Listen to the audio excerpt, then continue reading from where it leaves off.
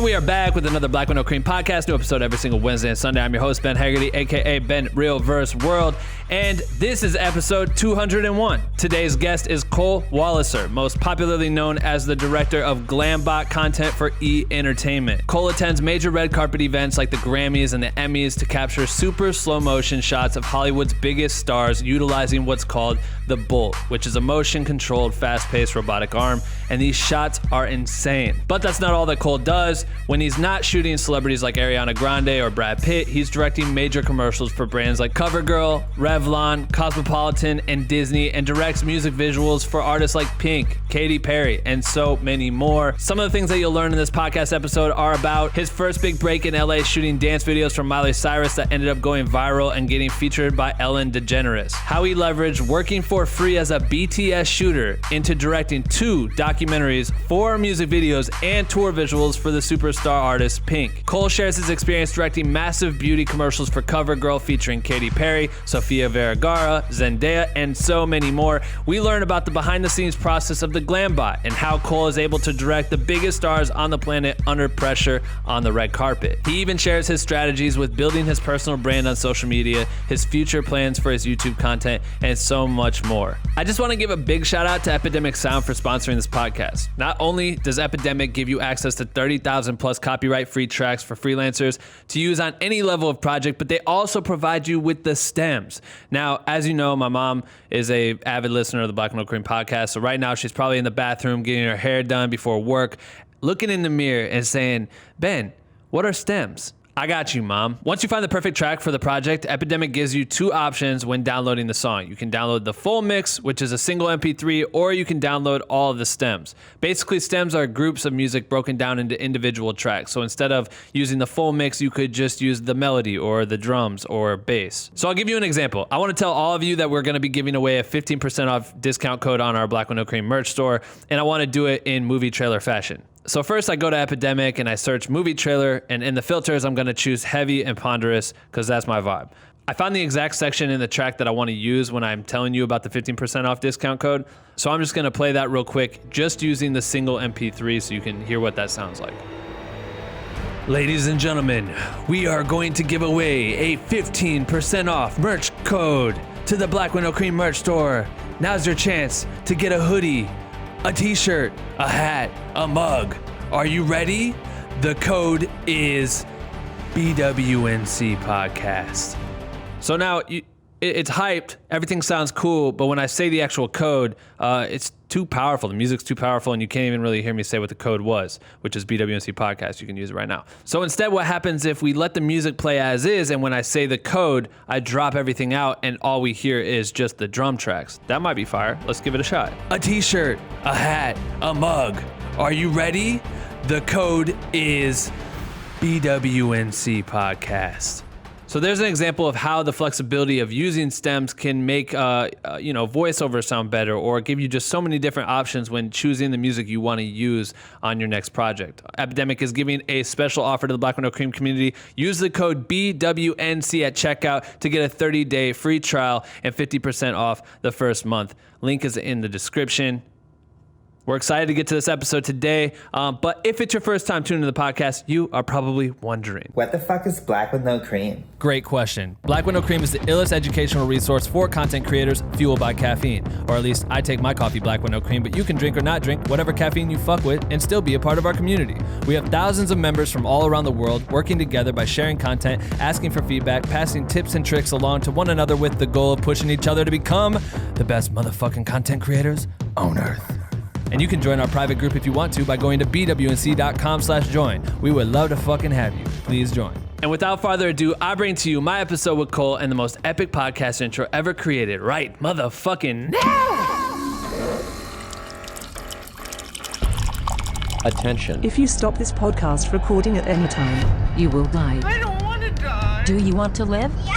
You have 24 hours to share this podcast with 5 people or you will die. I'm kidding, you won't die. You're just weak shit for not sharing. And the winner of the best motherfucking podcast goes to... Black with No Cream. What do you think? It's so fucking dumb and so fucking Ben Haggerty. I knew you would say that. Ladies and gentlemen, we got Cole on the show.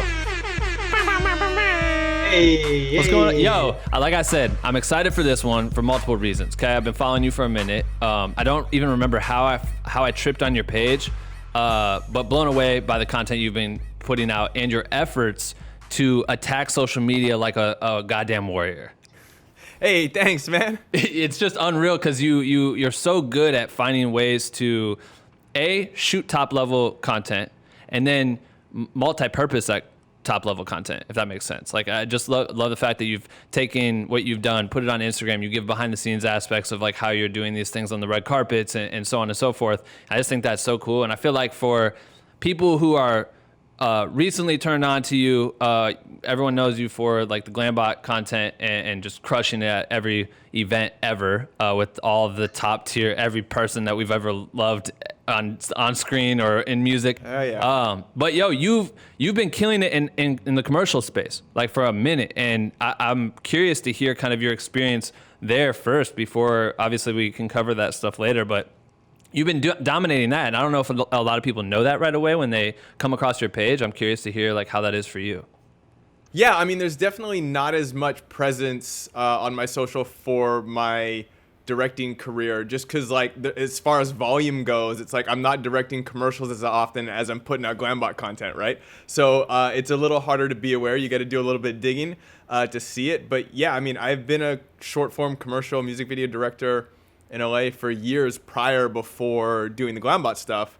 But I'm kind of like, I mean, I'll take it as it comes. You know what I mean? Like whatever gets the eyeballs on my work, be it the GlamBot, and then you get exposed to the other stuff, or for some reason you see the other stuff first and then you get to the GlamBot, I'm all for it. So it's all good. No, I love that because when we were looking, I was like, all right, so was it GlamBot stuff kicked off career? Was it commercial work kicked off getting the opportunity to do a GlamBot thing? And then I found on your profile, there was like a picture of you with really short hair and you were on like a set. And I was like, nope, he was on set way before he started doing this. Way before that. Yeah, GlamBot's like relatively new. It started in 2016. So, I mean, it's so funny. It's like I say new, but it's 4 years ago. But I mean, I started directing in LA in 2008, 2009 was when I first started doing like actual directing gigs. So, on that timeline, you're like, oh, I had done a bunch of stuff already before getting the GlamBot, and it was that previous work that put me up to do the GlamBot. Right, of course. And I feel like having accomplished so much, it's like at that time, when you were kind of getting started, you were working with like already top tier artists, like with Miley Cyrus, Katy Perry. You were like directing a ton of commercial work for a high level for clients. And when you were doing that, because I know you came from Canada, and I would love to have you come. This is the short form version of we're just hitting topic points, and I hate it because I really love digging in, especially when I'm meeting someone for the first time, like to hear the path. But having came into it, like that entry level, what were some of the highlights and experiences that you first started with in the commercial space that kind of catapulted your career? Like what were some of those moments? Ooh, that's a good question. I mean, really, like I have a background in dance, and so when I moved to LA, like I used to break and do like hip hop choreography. I used to teach back in Vancouver, and so when I moved out to LA, all my connections were through the dance world. And so I met a bunch of dancers, and then as I'm learning and starting to shoot things, like dance is obviously a thing that is both like visually appealing, but also it's like I know all of the dopest dancers in LA, so it's like it's my best interest to shoot that top level content, you know what I mean? Or like the top level talent, right? And so I started shooting dance stuff, and then that's what led me to do Miley Cyrus stuff. And like through the dance world, that really sort of like helped pave the way to all of the things that I ended up doing. So, yeah, I mean, like that's kind of like the approach as far as like a highlight goes. I mean, obviously doing these dance battle videos with Miley in 2008 was a super highlight. And then that led me to Pink, and then Pink led me to Katy Perry. So it's all sort of like tied together. I'm curious to hear your approach. I mean, so Black with No Cream pushes heavy on education, right, for creative. So I would be curious to hear your approach. You landed one job. The job starts to ping and get people interested in you and your talents, right? And this is like a pivotal moment to start really understanding how to communicate to other people and build network and really relay that message to everyone else that I am indeed the shit. All right. So when you're doing that, what were some tactics you would use to get was it just immediate inquiries coming in from people seeing the work, or how did you start building relationships, and what advice could you give to that? It was definitely like not immediate inquiries. You know what I mean? Like, so after I did, so the Miley Cyrus stuff, like the first thing that we did was this online dance battle. So we had a bunch of dancers, like Miley and her best friend at the time, Mandy, had this like little dance crew, and they were doing YouTube content. So we did these dance videos, and we called in all these celebrity favors on her behalf to like be in her dance videos. We shot these like epic dance videos in like 2008, right? And so I shot a bunch of celebrities back then, and that got a bunch of like press for the time, because it was like one of the earlier instances of like, you know, mainstream celebrities being on YouTube. Like that wasn't happening. Like prior to 2008, like that wasn't happening at all. Like, she was kind of the first one, and then a bunch of people followed suit, and so there was a lot of attention on it. And I'm directing her videos, and so I'm thinking in my mind like, oh man, like I'm gonna have like all this opportunity and like all this stuff. But it was one of those moments where like, you know, people were aware of it, but it's not like people are like knocking on my door to direct their commercials at that point. You know, it was still at that time, it was still very much like, oh, YouTube is like, that's like not real stuff. You know what I mean? Like now it's so different, the perspective and the climate of like what media and content is. But at the time it was like TV, movies, and like this other digital stuff that the kids are doing. You know what I mean? It wasn't really validated in any way. And so maybe it was that, maybe it was something else. Maybe I hadn't done enough. That was like my first big thing kind of, you know? And it didn't really, I'm sure it opened doors, but it wasn't very tangible at the time. I wasn't like, oh, I saw you do this, so why don't I get you to do that? You know, that wasn't really happening.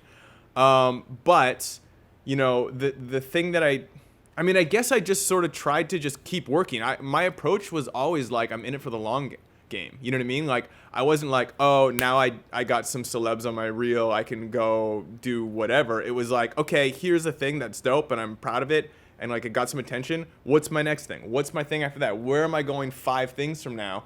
It was always a long game. And so while I might have been, and maybe this is my youthful ignorance, sort of peeved it wasn't going faster at the time, that wasn't really a problem or a concern. I knew I was in it for the long haul, so it was kind of just like, all right, like let's just keep grinding and figuring it out. I did a bunch of, like, the next bigger job that I did was with Pink, and that actually came from me shooting for free for a friend. So you know, like there's a huge, it's like this idea of shooting for free is always a huge point of contention and discussion in the creator space, and I think it's really good to do when it's your own decision. If people are like asking you to do free work, you can tell them to go F off.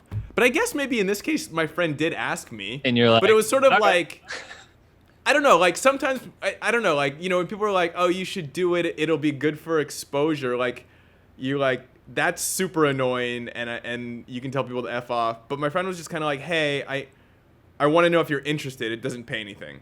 And then I weighed the equation. I was like, oh, I'm interested. You know what I mean? Basically, so the context for that was my friend Allison Falk was choreographing for Pink's Funhouse tour. And this is like a huge job for her. And she wanted some footage of her working with Pink / Alicia's Pink's name. So Alicia wanted some footage working with her. And so she asked me to come film. And I was like, yeah, of course. You know, it's like my friend, and, you know, it'd be cool to meet everybody. So I came and I met Alicia and I met the tour director, and they ended up hiring me for like 5 days behind the scenes. And then after that, they needed an opening video for her tour directed. They needed someone to come on the road, and all this stuff grew from that. And had I not been willing to like shoot for her for free just to get some BTS of her working with Alicia, that door would have never opened. Right. So, you know, you have to weigh the equation, and I try to do free work every so often for something that I'm like interested and passionate about. I've done a couple of music videos. I usually end up doing like one a year. I don't think I did one last year or the year before. But I've done a variety of music videos for friends and artists that are just like, I think are dope, and we go get creative and make a thing, you know? No, I love that was like the initial start for how I was leveraging my early work into a career, I suppose. No, I think that's great. And it is such a weird topic for a lot of people because, and I always refer to it like, I can't go into the Mac store and just tell someone I want that MacBook Pro 16-inch with all the specs for I'll give you $300 today, or I'll give it to, I'm going to take that for free. You know what I mean? Cause Yeah, you'll go, yeah. No, you should give it to me because I'm going to use it and people see me using it and it's good for you. Like, it doesn't work like that. But I think there is something that I feel like most of it, from my story, your story, like those moments, those key moments. I just had someone in the community talk to me about it today, about how they worked on 2 feature films for free as a PA, and then just got hit up by the director now about another feature film that I don't know when they're going to shoot this with this COVID shit, but another feature coming, and they're going to hire them on to be a gaffer or something, and you never would have gotten the experience. And I think that story is so common and so crucial for a lot of creatives that you have to almost pick your poison of like, when can this, and also sometimes you just don't know. And I think that getting that experience early can go a long ways. I imagine working with Pink for free the one day that then turned into this chain reaction of like all kinds of needs of Cole, you know what I mean, for the artist and team, turned into not only a great conception for them throughout that tour, but also more people are going to see your work. Now, who's the person behind the camera with her? How did that come out to be like this? And thousands of people see this. It's so big. I love that. It's for you when you go into those worlds, is your goal to try and be as creative as possible, maximize their needs and everything, and offer it that? Or are you thinking of the long game from this? Like, okay, cool, I could go on this tour, I could do this thing, and maybe I, through this, could build a relationship with this person, or so on and so forth. How do you plan it? I mean, I think it's like I said, I think the long game is always a part of it, but it's not so much like trying to position it in some tangible way. I think for me, like, the approach is always to like over deliver in my value. You know what I mean? Like, that was always a thing with her management, with the people sort of on her team, like always trying to really assert my value within that team and a part of that sort of like community, to ensure that I am around for the long game. You know what I mean? Because it was like, I think that I was asked to do a bunch of things that were sort of above what they initially asked me for, because I was sort of showing them I could go above and beyond and I could do extra stuff and I was reliable and dependable. I actually have an interesting sort of story about that. Like, so I directed the opening video for her Funhouse tour, and they asked me to shoot behind the scenes for her Funhouse music video like the next day. I think it was the next day or the day after. So we were shooting on like, say, a Friday, and then Saturday morning I had to be on set with her for another shoot. And it was a super long day and it was tough. It was like my first big directing, like real directing thing with the crew and stuff, with her on set. And I went home and I edited the footage, like just really briefly, like a little intro together. And I had it on my phone.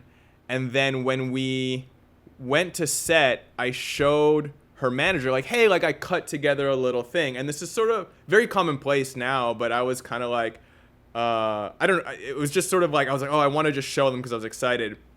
So I showed her manager and he was like super stoked.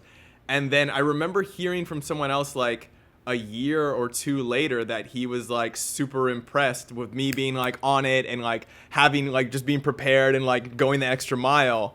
I wonder like how much that little initial first impression went with him. Right. You know what I mean? No, of course. So that kind of stuff, and always just being on top of like taking extra photos and making sure they have them, and just being real communicative and making sure we're all on the same page, and doing anything I could just to like assert my value within that team and fill in the blanks where I saw I could. Well, it sounds like it worked. Like you went on to do a few music videos for her, and even the documentary, right? Like it was like a 30-minute doc. Yeah, we did a couple. We did 2 different documentaries on 2 different tours. So the first one on the Funhouse tour, and then later for the Truth About Love tour, I did a doc on her life on tour there. Yeah, so it definitely for sure like sealed it. I think being going above and beyond, and that's always going to help with whatever team you're on. If you can add value and lift that team up, and maybe in places where they don't even realize that they need to be lifted up, that goes a long way. And obviously the proof is in the pudding. Your career has blown up from it, and you have the proof. You know what I mean?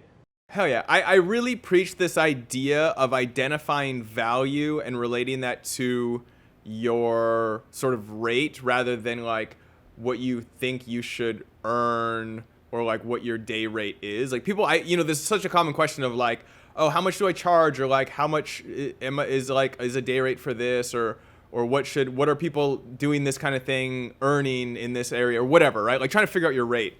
And to me, it's always just like, the question is always like, what is the value that you bring client or the person that's hiring you? And that really changes depending on the situation. But if you can identify that, and you can understand like what it means to them if you don't do it, that's how you figure out how much you're worth. Because you're worth exactly that much. You're worth it.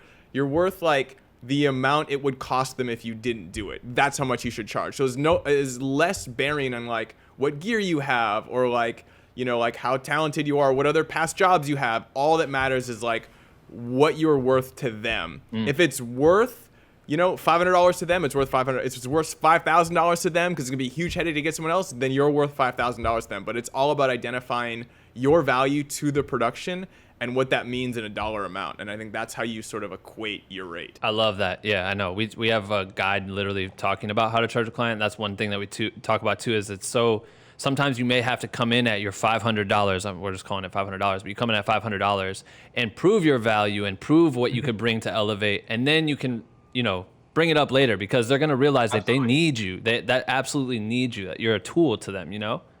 Yeah, and that's the thing about working for free and sort of coming in at a low rate or doing favors at first, is that like your value isn't tangible to them. Without a relationship, you are just a guy. It's like you're just a guy, the next guy's just a guy. They're like, what's the difference? There's no inherent difference in that value. But if you get in with them and you sort of like show that you can do X, Y, Z, that then becomes valuable, and then you can sort of adjust your rate. Yeah. And then you also have leverage to adjust it, because you know what you're worth in that context. And you go, hey, let's talk about my rate. I think I should get paid X, Y, Z now because I've been doing this. And they're like, oh, I don't know. You know, you walking has that, is you were taking that inherent value with you. And that's the thing that they will pay for. So it gives you so much leverage in negotiating too, like understanding where your value lies. Yeah. Because that's the thing that you need to negotiate. I love it. Some asset, which is your value. Right. Yeah. Man. Well said, friend. I've thought about this a lot. I know, me too. It's important to share that too. I just think so many people can find that helpful. I going from having been in that music space, it's easy to stay in the music space, right? It's hard. Sometimes you can get caught in. I've been in the music space for a minute, and it's fun. But then I go and do commercial side stuff, and that's always entertaining too. So, at what point did you start to go into commercial directing and kind of take that head on? Because I know you did like a massive campaign with like CoverGirl. I mean, you've worked with a ton of brands, everyone under the sun, but like I saw the CoverGirl stuff. You're working with Katy Perry and all these different people that are just top tier again, with a brand attached to it. So you make that shift. Like, how was that transition for you? Well, that originally came again through Pink. So I was working with Pink, and she got signed to be a cover girl. I can't remember what year this was, 2012 maybe. I don't really know. But she basically, and at that point too, it's like behind the scene, or like digital content was still really just evolving. It was like internet wasn't really fast enough to just be like delivering video content all over the place. But I think people knew that it was like valuable to shoot a bunch of stuff, like shoot behind the scenes, have it. I had been doing it with her for a while. And so when she was on her CoverGirl shoots, she was like, oh, I want Cole to like come shoot the stuff, right? Because it was either, again, it was like the value, like have some random guy that CoverGirl and or the production company hires, or have this guy that like is around all the time and has like been backstage with me and like knows the ropes and knows how to shoot me and all that kind of stuff. Yeah, and I'm happy with them. Like, who do I want to bring? And she's like, she has all the value and all the leverage in that discussion. So she goes, oh, I want Cole. And then they're like, okay, I guess we have to hire Cole, right? So I started working with CoverGirl there, did a bunch of stuff with her and CoverGirl. And then I think in that time I had also started working with Katy Perry. So I like wrote and directed essentially like a short film that played throughout her California Dreams World Tour. And so we did a huge production with her. I was on the road a little bit with her, but just sort of like overseeing the content that I directed for her tour. So that was almost like a big upgrade for me, where with Alicia I was doing like behind the scenes and content, but then with Katy Perry it was like I just directed the videos during the show. You know what I mean? So and then as chance would have it, Katy signed to be a cover girl. And then CoverGirl was like, hey, we want you to shoot a bunch of stuff with our new CoverGirl, Katy Perry, but we need to vet you through her team. And I was like, oh, like easy. like, yeah, you want me to just text them right now and like let them know, you know? And then so I told them, and then they checked with them and they're like, oh yeah, Cole's great. Then I was doing like Katy Perry's and Pink's CoverGirl content. And then I was working with CoverGirl and that ad agency a ton, which was great at the time. And then I was just like their guy. So then it's like, they're like, oh, we have a shoot with Ellen, or we have a shoot with Sofia Vergara, or we want you to do it. Because I was doing all their stuff already. And I started just doing a bunch of CoverGirl stuff for years. And then from that, I was working technically with Grey, so the advertising agency that does CoverGirl, but they also do like Pantene and Revlon and Almay. And I ended up doing a bunch of stuff with all those brands as well. So it was like always like one thing led to another. With me, and I sort of just like came into this female beauty pop star music kind of space, and I've worked in that a lot, and that in turn was also the thing that led me to the GlamBot, because I had beauty, I had worked with high level talent, and I understood like movement through dance. It was sort of like, oh, Cole seems to be like a guy that can tackle all of these aspects of what this GlamBot is, and bring it to the next level. Yeah, that's. Shout out to Pink, bro, because Pink, like for real, like I owe a lot of my career to her. No, you owe a lot of your career to your friend that let you shoot the BTS video that one day for free. Like I do, yeah. And actually, she's learning how to direct. And I went last summer. I DP'd her first short film. We went to London together and shot a dance film. So we continually work together, which is super awesome. So, no, that's awesome. No, I think there's something about being able to parlay relationships and really like kind of maximize that. But also, you're right. Like in that space, you're kind of becoming this person who is able to accomplish. Beauty's hard, right? Beauty's very difficult, especially like with women. Like shooting women is very tough, and when you can master that, it's well respected. Obviously, mastering it with like the top of the top when it comes to the women. But what are some tips for people who are getting into shooting beauty, and some things that you've learned along the way that's helped you grow and become trusted? Yeah, absolutely. I think, with beauty, it's sort of this weird catch-22, right? It's like there's two aspects. It's like there's the technical aspect and know-how, but then there's also sort of like your experience and your sort of vetting process, right? So it's like if you want to shoot Katy Perry, you can't shoot her unless, or at least, I'll put it this way, management won't have confidence in you shooting her unless you've shot her already or someone else of equal level. But like the other person of equal level, it's like they don't want to like take a chance on you shooting her first. So it's like you need to have shot someone else of like equal level. So it's one of those catch-22s where it's like car commercials. It's like no one thinks you can shoot a car commercial unless you've already shot a car commercial. But how are you supposed to shoot your first car commercial? You know what I mean? It's like this weird catch-22 thing, right? But if you can find a way to sort of like sneak in somehow and you have that stamp of approval, then you're good to go for anybody. It's like, so after I had Katy and Pink on my reel, it's like I shot Cher and Britney and Ellen and Tinashe and Selena. Like it was just like, oh, you're good. Like you know how to shoot women, right? But it was, and I honestly like learned the technical aspects along the way. I was sort of like lucky in that sense. And sort of, yeah, like once you have that stamp, like you're good to go. Right. As far as like tips, big soft lighting sources is really kind of frontal. Like just a big soft light in front is kind of like how you do it. It's really not hard. It's kind of interesting. It's not terribly hard, but you just want to just make it as soft and as big source as possible. But then it's like, there's also, I guess another aspect too is like the dynamic of working with that level of talent. It's like, it's different than if you have like a female that you're trying to shoot and make look really pretty that is not like a mega superstar with like an entire machine running behind her. It's like it's like personality matters in that instance, right?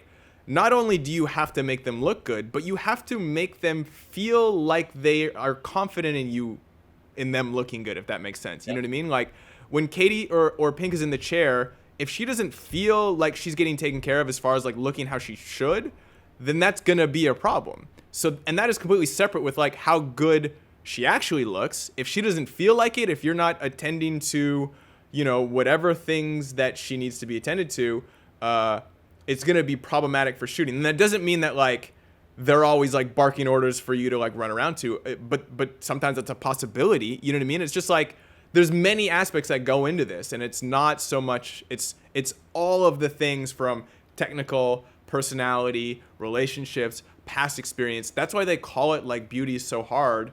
I think any specific niche is kind of hard because they all have these nuances, but it can boil down to, you know, just someone's personality on the day, which happens. Right, and everyone that's in that space already is so well practiced and has learned all of the very minute things that make people happy. So you have to catch up to speed when you get into that space and really understand like what is it that people enjoy about this or like. Yeah, and one thing I learned too working in that world, which I never really realized, is that like, you know, you hear about people being like divas or having attitudes and like, you know, they come on set for such a short amount of time and they're like cranky and this and that. But like what you don't realize is that person did 3 interviews that morning and is leaving set immediately after you wrap to do another like TV show interview or have some press thing or like have to approve artwork in like a 3-hour like creative session. Like their schedules are so packed. Like I was always so surprised. Like we'd be shooting them so fast and then talent would go like, oh, we have to go do another thing. And I'm like, oh, that's insane. Like we're all here all day, like waiting and setting up. You know, and then you come in for like 30 minutes and then you leave. We think it's like, oh, you're just chilling at home, but you're working all day long. And so it's like, if I get you and it's like, you're having a tough time, it's like, there's other people before, or like, it's just been a hectic, grueling day. So I try not to pass any judgment because it's like, I don't know what that schedule's like. That sounds insane. No, I love that. That's a good point of view. Yeah, you have no idea, man. And, like finish that, they hop on the PJ to fly to London for some other stuff. And for you, it may be like the biggest day, like the biggest budget, the biggest crew you've ever worked with. For them, it's just another task list that they have to knock out. Like they may be passionate about it, but it's like, damn, I got 15 things like this today. And someone just spilled my coffee and it took 25 minutes to get here and I have to wait another 25 minutes again. And that's enough to piss someone off. Yeah, no, for real. It's the truth. It's like you're running around nonstop and you're about to do a thing and someone messes up your coffee order and you have 4 minutes to drink your coffee. You're like, I'm going to be pissed. You're like, what the hell? Like, I have no time to get another one. Also, what's crazy to think about that now is you already have people just poking at you. You know, especially, I mean, with Beyonce and all these artists, women, like everyone does a role, hair, makeup, all this stuff. They're always touching you on sets, music videos. So and now it's even weirder with the COVID shit. You have people touching you, so you're already kind of nervous, and you have so many things to get done. Like, what a weird time, what a weird transition. But that's a whole nother conversation. I think what's cool about that is also your approach, right? So if we slide into, because I mean, obviously I'd love to talk to you all day long, but you got shit to do. So the GlamBot thing. So coming in, using the bolt and creating, and could you explain first before we talk about this? Can you explain what the GlamBot is? Because my mom listens to every podcast episode, and I know she's been wondering what the hell we're talking about this whole time. So could you summarize what it is? So the GlamBot is a high-speed motion control camera system that is run and owned by E! Entertainment for their Live from the Red Carpet show. And it shoots talent on the big award show red carpets in this really surreal, slow motion kind of a visual that is like a new take on the red carpet photos. And so I direct all the GlamBots for E! And you basically just shoot super sweet slow motion with basically all the top talent in the industry. So, illest job ever. Yeah, kind of. So have you been directing all of those for them from the jump since they came up with that conception? So the very first award season, they did the Golden Globes and the Grammys, and they had another director. And then the following season, they repositioned and they hired me. So how'd you trip into that? So I had worked with one of the red carpet producers, this guy Eddie Delbridge, in 2008 with Miley Cyrus on that very first job. So when we did those dance videos online, we ended up, it sort of was there's a bit of a buzz back then about it. She was hosting the Teen Choice Awards, and they wanted to bring these dance crews onto the Teen Choice Awards and do an onstage battle at the award show.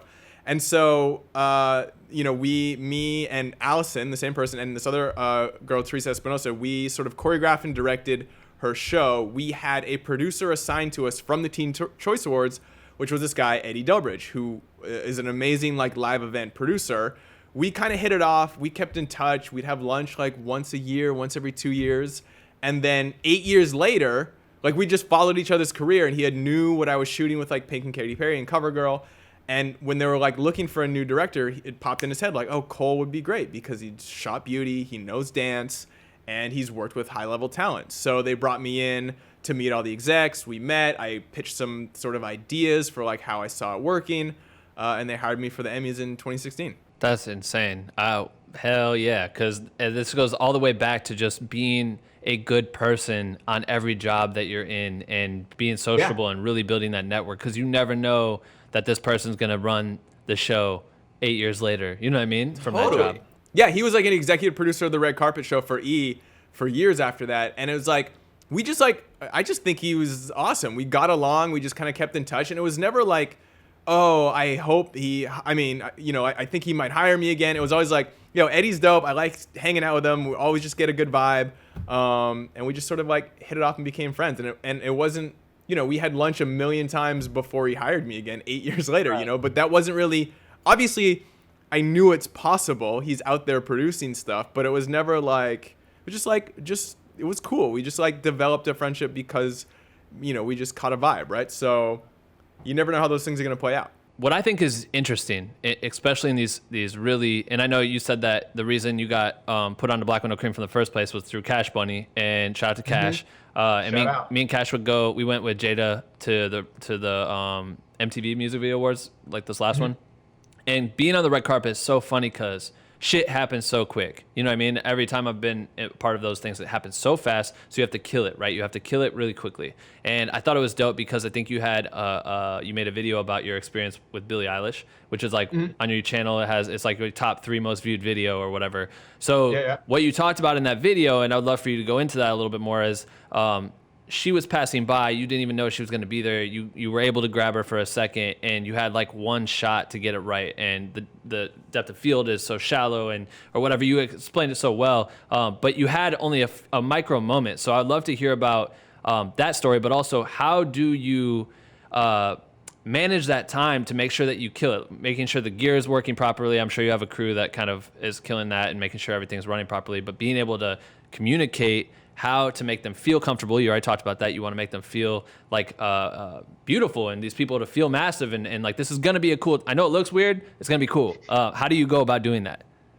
Yeah, that's definitely a thing that I'm trying to figure out, because sometimes a lot of the times it gets across well, and I feel talent understands sort of what I'm trying to do and what they need to do to look its best, but then sometimes it just doesn't really work. You know what I mean? And it's just sort of a hard thing you're always negotiating with talent, how much or how little to get them to do it. And I guess the pressure is on because, as you said, it was I only have a moment. I would say 90 to 95% of all the GlamBots you've ever seen are all just one take. We don't ever get a second chance. Awesome. You know what I mean? On occasion, if they feel they didn't really like it or they felt awkward, they can ask for another take, and sometimes we'll do one. On occasion, we'll know instantly there was some technical issue and we'll ask to do one again. But by and large, it's one and done. You know what I mean? I have 30 seconds to explain how to do it safely, make them feel comfortable, make sure they feel good, make sure we end up with a good GlamBot, so there's a lot going on.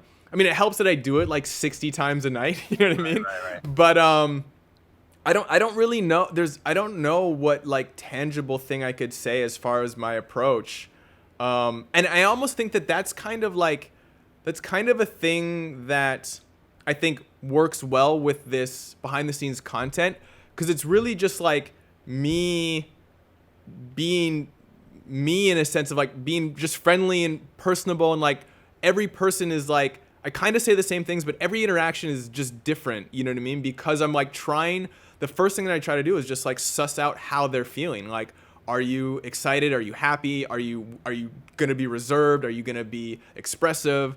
And so as I'm going through my explanation, I'm really trying to figure out how much can I get them to do? How little can I get them to do?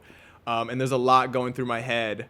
You're treating them like humans, like you treat them like real people. You know what I mean? Like it's not just like, oh, I'm so excited. But you're talking to them so normally, and that's I do love about the behind the scenes is it's so casual, and you bring them in and you make them feel very comfortable immediately, and that makes them trust you. And sometimes they're gonna give you a major twirl or do some wild shit, or sometimes they're just kind of probably like, I'm sure you have some scratches where you're just like, nah, it's not that cool because they did not get what I was talking about.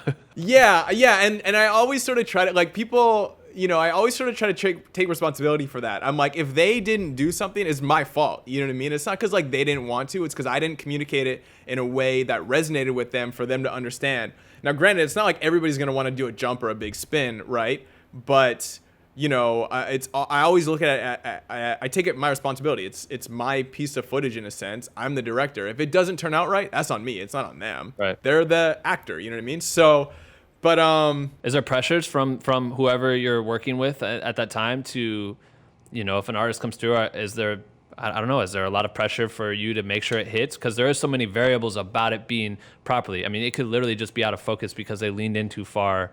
And that happens a lot, you know what I mean? Like, because we have to shoot like wide open because we're shooting at 1,000 frames a second, we need so much light. So the depth of field is super shallow and the mark is like so small. So if they're a lot of times when you're like, hey, do something big, they're like, ha, and they move forward, like they're totally soft, you know what I mean? So it's like I have to like, a lot of the technical aspect of my job is like trying to get a sense for like what they're gonna do, and if they're gonna lean forward, if they're gonna move, I'll like start them away from the mark so they lean into the mark. You know, I do that a lot.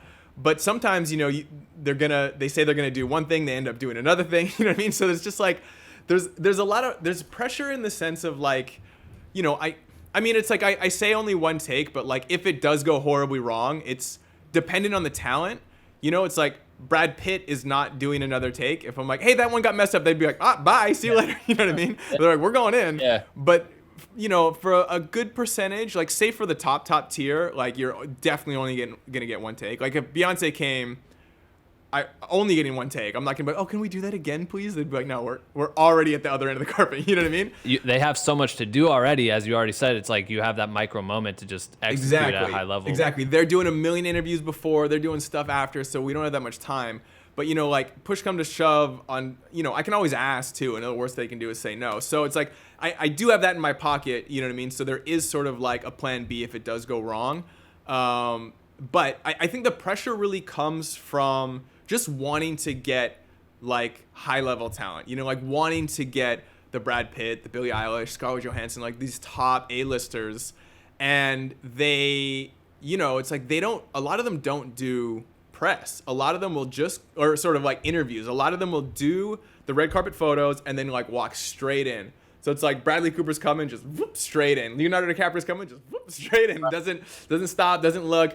The publicist is just like, no. And they're just like walking straight. Crazy because if they saw what it was, like it's such new technology and very little people have been shot this way. You know what I mean? It's one of those things to be honest, when I saw your page, I was like, damn, it's a great idea. You know what I mean? I was like, shit. And it was the same thing when you see Dave Meyers do it with Kendrick in Humble. Or no, what music video was it? But it was Humble. Was it Humble? I think. And all of a sudden you're seeing him use it, and I'm like, damn it, he used the bolt so well, and now everyone's just like bolt in music videos, and they're trying to emulate it because it's that thing, and that's become like your thing. Because I see it like transcend beyond that. People are gonna want it outside of it, like you did it with Comedy Central and so on and so forth. But it is just crazy to see the technology, and then to think like, if the publicist would just hold up for a second and let them look at it and see, they'd be like, oh shit, that's kind of fire. I want to get a video. Yeah, I mean, and I think actually, you know, like all of these behind the scenes are like raising the profile of the GlamBot, and I think that celebrities and like talent are being aware of what it is, because I've noticed like people are they know what it is coming in and they get excited about it. And even like with Ariana Grande, like her publicist said no. And then she's like, wait, what is this? They're like, GlamBot. She's like, yeah, I want to do this. And she came in and the publicist was like, oh, okay. You know what I mean? But like a lot of times publicists say no. I don't know if like they should be aware, you know what I mean? But for whatever reason, it's happened a few times where publicists like, no, and then they're like, oh, talent sees it and is like, oh yeah, no, I want to do that, and then they come over and they do it. You know what I mean? What was that like with Ariana Grande? Because I know that video blew up, and she shared. Did she share the BTS? Yeah, she posted on her feed like that one was like the perfect storm of like all of the things that make a GlamBot like just extra exceptional, right? So first and foremost, like her actual just the GlamBot was like unbelievably stunning, like with the dress flowing and like the look and like her whole glam, like just that would have been enough to sort of like make this thing do really well. But then the other thing that happened was I scared her, which is always like fun and charismatic, you know what I mean? Like that happens every so often. Like I've scared Camille Cabello and a few other people, and just the reaction is like cute and charismatic, so that makes it a little special. And then she, came over and like looked at the monitor with me. We had a little moment over there together. We took a selfie. She asked my name, you know what I mean? So it's like all of these little things sort of like add to the interesting factor of like that particular GlamBot. And then, with her, I don't know, like she's 150 million followers or whatever. And so for her to post her at the GlamBot, being shot and being scared by it and it being this fun little moment, like every other celebrity follows her and they see it and they know what it is. So it's like those kinds of things really help elevate it. Oh. And even like the year before when Lady Gaga was promoting A Star Is Born, I shot her for every single award show every time. And like for the Golden Globes, she posted no other media but the GlamBot that we shot of her. So like that, like Gaga's doing it and posting it. I think every other celebrity's like, I want to do this. You know what I mean? Of course. So that kind of thing like really, really helps too, I think. No, it's an awesome chain reaction. And you're also, who knows, to go into 2 years from now when Ariana or Gaga or anybody starts to be like, wait, I remember that dude that shot that, we should use him for XYZ, and then that parlays into other jobs. But it is cool to see how, I mean, think about it. You get the stock, you get the photos that everyone's used to. You get some interviews that they're tired of already saying the same thing about that movie. And then you can have the illest, like, slow motion video ever made. You know what I mean? That literally is brand new tech. Like, of course they're going to want to post that. It just looks so cool. And finding ways to utilize that outside of, you become comfortable there and then you've taken it outside. It's just so unique. And I also like that, how you capture behind the scenes. So I'm curious about that. Did you pitch that to say like, hey, is it cool if I also film this and use it on my channel? Because I think you're adding to the awareness. No, sir, I did not. You didn't. All right, respect. Because I know that can be tough. Yeah, I just did it. I was like, and it comes into this social, like the thing you mentioned at the top of the show when you're like, oh, you're attacking social. Like I think in 2017, I made the conscious decision to use social, to approach social like an aspect of my career. You know what I mean? I was like, oh, this isn't so much sort of like fun and with my friends and let me kind of post some stuff. I'm like, this is a quarter of my career. This is my marketing. This is my promotion. I am looking at this like it's a facet of my job, and I'm going to work on this just as much as I sit down and edit. I'm going to sit down and like plan and like figure out what I'm doing on social. And so I don't know where I got the idea from. I mean, the idea in itself is like, oh, shoot behind the scenes. It's like, okay, that's common. You know what I mean? But then it just sort of like, I think for one of the Oscars, I had the producer taking some behind the scenes photos on her phone. Like if it was someone dope, I'd be like, hey, can you like snap a couple pictures of like me working with whoever? And so she would, and then I think one of them she's like, oh, I got a video too. And I cut the behind the scenes, that video with the end result. And I was like, oh, this is kind of cool. Like you see the real time and then you see the result. Like that's kind of cool. And I think the next year I was like, oh, I should like have a thing so I can film all of them. And I set up a little rig with like different cameras. I had like an RX100 and like a GoPro 5 and like some other random thing. And I shot like a bad version of the behind the scenes. And then from then it slowly evolved into like what it is now, where I have like a whole kit with like multiple GoPros with like articulating arms that clamp onto things. And like I'm like mic'd up. So it's like a whole thing now. But in short, no, there's no BTS person. It's just you literally setting up rigs. It's just I mount all of the GoPro cameras on the lighting trusses and the rigs and stuff. And I record them all, I sync it, and I edit it. But I never asked if I could do it. I just sort of did it and like sort of asked for forgiveness, not for permission. But it's like it's done well for them. You know what I mean? It's like it's really like the final product GlamBots like do okay on socials, but I think the behind the scenes outperform those quite significantly. So I think they're like stoked. And since then we've like talked about like what I should be doing, like as far they want to make sure they have present, like E has present, so I make sure I always have the bug on there. I make sure I always tag them, which is great. I mean, that's how it should be, and I'm happy to. But it's just sort of like I think they're kind of like, oh, this is good for us, you know what I mean? So let's just keep it all going. Everybody's happy, kind of. Yeah, no, I think, and it's so cool to be able to give that to a lot of people, because so many people are wondering and imagining like, what does it take to make that happen, or how long did it take them to shoot that? Because you would think it'd take quite a while, and you're able to show a 30-second video that's like, hey, come here.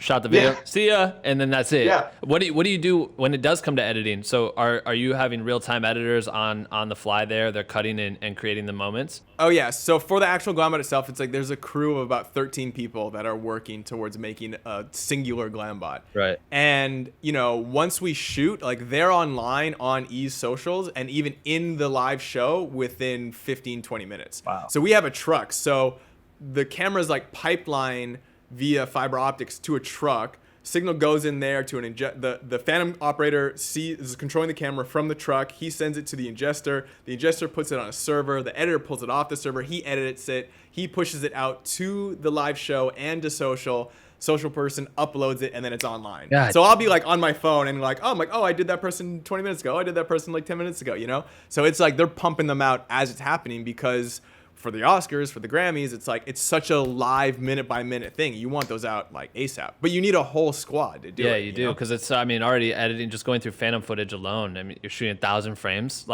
that's unreal time to spend cutting. To be able to build a system like that is so key. That's crazy.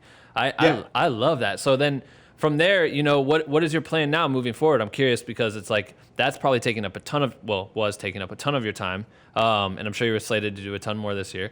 But what is your goal now from creative? Like what do you find to be like the intriguing thing for you that makes you want to keep creating, on top of the fact that you're building such a cool social presence of feeding content to people? So I'm sure you're just constantly thinking of new content you can provide to your audience as well. Yeah, I mean, like, I'm really enjoying sort of like the YouTube space as of right now. Like, that's an area of social that I'm spending more time on, and it's fun to create these longer videos, because, like on Instagram and like TikTok or whatever, it's like, and Facebook, it's like 1 minute videos of these GlamBots, which is cool. But like on YouTube, it's like I get to sit down and talk a little bit more, give a bit more context, and even just create more different content about what I'm doing in my life that is a little bit longer form, and that's been really fun. And again, it's like it's just another. It's like it's work. Like the idea that I like getting hired to direct commercials and music videos or whatever, that sort of in itself inspires me. But the idea that I get to create my own stuff, and now I have this audience like that I can share it with. It's like I have my own distribution channel on demand, you know what I mean, that I can like make content and put it out there, and there's an audience to see it, which is super fun and exciting. So I'm just like really excited to be making more stuff. And it just sort of perpetuates itself. I think for this coming award season, I don't know, like your guess is as good as mine with what's gonna happen. It was sort of looking up for a bit, but as the past few days, it's kind of been looking down lately. So, I don't really know, but there's always, like if that all goes away, it'll be a bummer, but I'm still going to be like making my own stuff and shooting more. And I've been really like trying to focus on making the jump from short form to long form. So like I've been working on a couple feature scripts and like really trying to make that long form narrative jump. And so that's really been a big focus of mine, in addition to like making as much content and being as active on social as I can to further my career and my presence in being a content creator, essentially. Right. I love that. Then probably by the next time we have award shows, the next GlamBot operator will be pulling you aside and directing your twirl, man. Oh, wouldn't that be the best? You know what I mean? Like that's the goal, man. As we close up, I would, you had the Ariana story. What was like one of your favorite highlights outside of that one from being able to pull someone off to the side and execute like a high level piece of content? Like what was one of your favorite moments from being on the carpets?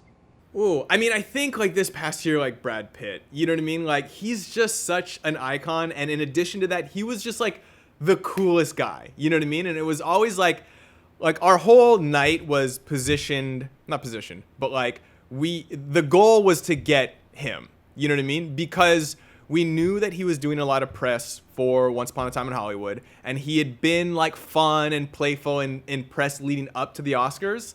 And sort of I don't know if he was like favored to win, but he was like, people were like excited about the idea of him winning. And so everybody really wanted to get Brad Pitt, but it's like, you never know. And it always comes down to like, they're walking by and like the way you ask the publicist is like, that might determine whether or not you get them. You know what I mean? And so especially with big celebrities like that, it's like they come at the end when it's like super busy and there's like the show starting and they're like walking through, you know? So he's like beelining it right past us. And like, we're pretty much at the end of the carpet. Like there's a couple little interviewees like outlets after us, but essentially we're the last big booth. And then the door is right. Those big grand stairs, like we're right around the corner from that. Right. So as soon as they pass us, it's like they're up the stairs and they're in the building. Right. And so it's either like, do this thing or like go right there. It's inside, like you're done as soon as you go right there, you know? So the draw to like just go inside, it must be high, right? So he's walking by and I don't remember, cause we have these field producers that are talking to the publicist, and I don't remember overhearing the pitch, but I just remember like seeing him and just being like in my mind, just being like, please, please, please, please. He's like walking down, we see him coming. And then he like looks over and he's like, they're like, how long? And they're like, oh, super fast. He's like, all right, like, let's do it. And he comes over and he's just like, what's up, man? How you doing? And he's super cool and super nice. And like, you know, I grew up watching this guy's films, and it's just like, he's a legend, You know what I mean? And so, and he was just so nice. And I was like, oh, you're like the coolest, like most friendly guy ever. And he just did a super cool move.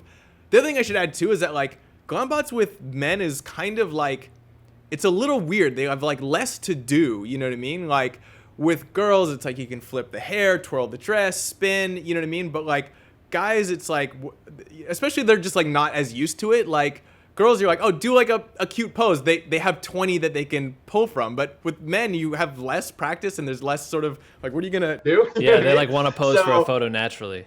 Yeah, you know what I mean? And like it's just sort of like, it's sometimes a little tricky to like figure out moves for men, you know what I mean? But he was just like, just on it, and like I don't even know what that move was. It was kind of like a punchy thing, but it was just cool and dynamic, and he was super cool. And I think that moment like really stood out to me as just something super fun and a little special. And when you're directing them, are you giving them examples of moves they could do, or are you just kind of like explaining what it would look like and allowing them to kind of free thought? It's a combination, to be honest. Some people come prepared. They're like, oh, I'm gonna do this, and some people are like, I don't know, what should I do? Like, give me a move to do. And so they all range in between those two extremes. I try to, again, get a sense for like what they're feeling like. You know, my first thing is like, do I get the sense they're feeling like doing something dynamic? Like, could I get a jump, a spin out of them, a big move? Or do I feel like they want to be a little bit more subdued and controlled? And that can come pretty quick. Like after we say hello, and like, how you doing? I'll get a sense, like you can get a sense for like how dynamic they're willing on being, just based on the fact that how they say hi. If they're like, hey, how's it going? You're like, oh, you're gonna do something fun. If they're like, hi, nice to meet you, you're like, okay, maybe you're just gonna chill a little bit, right? Yeah. But you have to use all those cues to like figure it out. And it doesn't necessarily mean that if they're not willing to do something super expressive and dynamic, it doesn't make it bad. It just like tells me that like I need to maximize whatever it is that they are doing, or like what's the biggest version that I could get them to do to feel comfortable with. So there's a lot of those negotiations kind of going on in my head as I'm meeting and talking to them. No, I love that, man. Yeah, it's just so cool to watch it and to see it grow. And I know you just celebrated your 1 million followers, and you got like 6 million on TikTok, and that shit's just gonna keep booming. And I'm like proud for you, dude. I don't even know you until now, so I'm really proud for you, man. It's a cool thing to watch, and it's cool to see someone, you know, really multi-purpose what they do and share it out. And you've just found a couple different avenues that are really sticking for people. I think it's inspiring creatives all over the place, and I'm glad that you were able to do this show, man. I really appreciate it. Oh, cool. Thank you for having me, man. Yeah, I've been a fan of yours in the show for a while. Like I said, been watching since I first saw Cash on here, and it's just like, it's really cool to share some insight with like that creative audience. You know what I mean? Like I feel like your audience is very much in line with like how I approach, my career and like doing the same kind of a thing. So it's really cool to kind of share insight with that audience, and I'm stoked. Shit, man, we appreciate it, and I hope you stay safe out here, and hopefully award shows start kicking back into gear, and we can get back on set for real. Fingers crossed, man. I'm hoping for it. All right, thanks, dude. Appreciate it. Awesome, buddy. Thank you. That's it for episode 201. Huge shout out to Cole for coming on the show. I appreciate you, bro. If you are new to the podcast, do us a solid. Hit the subscribe button on whatever platform you're listening to. We do this every single week. We talk to legends like Cole and all kinds of different creatives to try to give you guys the insight and the information that, I wish I had when I was coming up. And I think, there's a lot to learn here. We just hit 200 episodes, which is pretty fire. So go dig in. Tons for everybody to enjoy.